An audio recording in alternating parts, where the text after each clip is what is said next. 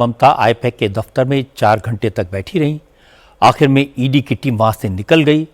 चूंकि ममता ने जोर शोर से ईडी पर बीजेपी के इशारे पर रेड डालने का इल्जाम लगाया, ईडी के खिलाफ एफआईआर की धमकी भी दी, इसलिए ईडी ने एक डिटेल स्टेटमेंट जारी करके बताया कि आईपैक के ऑफिस और प्रतीक जैन के घर में रेड क्यों की गई। ईडी का कहना है कि आज की रेड कोयले की इलीगल माइनिंग से मिले पैसे की मनी लॉन्ड्रिंग केस की जांच के सिलसिले में की गई थी। ईडी को जांच के दौरान आईपैक और प्रतीक जैन के नाम का पता चला था।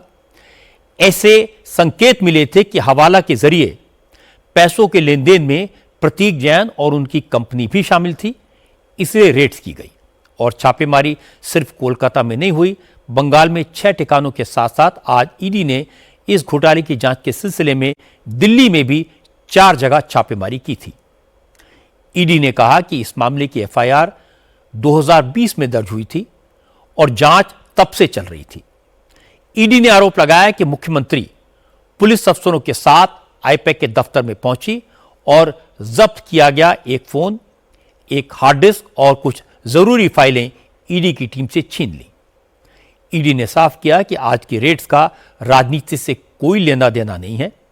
ईडी के अफसरों ने किसी राजनीतिक पार्टी के दफ्तर पर रेड नहीं की है, इसलिए इस मामले को राजनीति का मोहरा बनाने के लिए ईडी का इस्तेमाल न किया जाए। ईडी ने इस मामले में कलकत्ता हाई कोर्ट का भी दरवाजा खटखटाया और कहा कि उसके काम में एक संवैधानिक पद पर बैठे मुख्यमंत्री ने दखल दिया है। कलकत्ता हाई कोर्ट ईडी की पिटीशन पर कल सुनवाई कर सकता है। जिस वक्त ममता बनर्जी आईपैक के दफ्तर में हंगामा कर रही थी, बीजेपी अध्यक्ष जेपी नड्डा कोलकाता में पार्टी के नेताओं के साथ बैठक कर रहे थे। जैसे ही ईडी का स्टेटमेंट आया तो बीजेपी ने ममता बनर्जी पर हमला बोल दिया। बीजेपी के नेता अग्निमित्रा पॉल ने कहा कि बंगाल के लोगों को पहले ही पता था कि ममता हैबिचुअल लायर है, लेकिन आज बंगाल की जनता ने ममता की गुंडागर्दी भी देख ली। ईडी सोशल माध्यम में ट्वीट किए हैं कि ये जो केस है ये कोयला चोरी का केस है और ये बहुत दिन से चल रहा है, ये कोई नया केस नहीं है और इसके साथ राजनीति या टीएमसी का कोई संबंध नहीं है। और मुख्यमंत्री ममता बनर्जी जो बात बोल रही है कि उनका पार्टी ऑफिस में ईडी आए हैं, ये सरासर झूठ है। लेकिन ये ताज्जुब होने का कोई बात नहीं है क्योंकि ममता बनर्जी एक पैथोलॉजिकल लायर है, सुबह से शाम तक वो झूठ बात बोलती है। आज 6 जगह में बंगाल में हो रहे हैं और 4 जगह दिल्ली में हो रहे हैं। पुराना केस है, आपके ऊपर तो केस होना चाहिए, आपको तो अरेस्ट करना चाहिए ममता बनर्जी।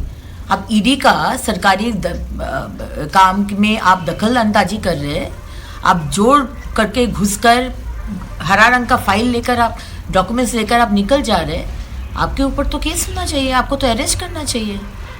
लेकिन हम लोग ताज्जुब नहीं होते हैं क्योंकि हर टाइम आप जो दुर्नीतिग्रस्त लोग हैं, जो करप्ट लोग हैं या करप्ट संगठन है, उसके पास आप उसका समर्थन में आप खड़े होते हैं। आपका क्या चरित्र है और आपका पार्टी का क्या, आप लोग क्या करते हैं और किसके साथ आप लोग चलते हैं, किसका समर्थन करते हैं, ये बंगाल के लोग को अच्छी तरह से समझ में आ गया है। हालांकि ममता बनर्जी ने ईडी की कार्रवाई को पूरी तरह से सियासी बताया। ममता ने कहा कि बीजेपी में हिम्मत नहीं है कि चुनाव में टीएमसी का मुकाबला कर सके, इसलिए वो सेंट्रल एजेंसीज की मदद ले रही है, लेकिन टीएमसी इसका करारा जवाब देगी। ममता बनर्जी ने कहा कि बंगाल में जो हो रहा है वो होम मिनिस्टर अमित शाह के इशारे पर हो रहा है। प्रधानमंत्री को अपने होम मिनिस्टर को कंट्रोल करना चाहिए।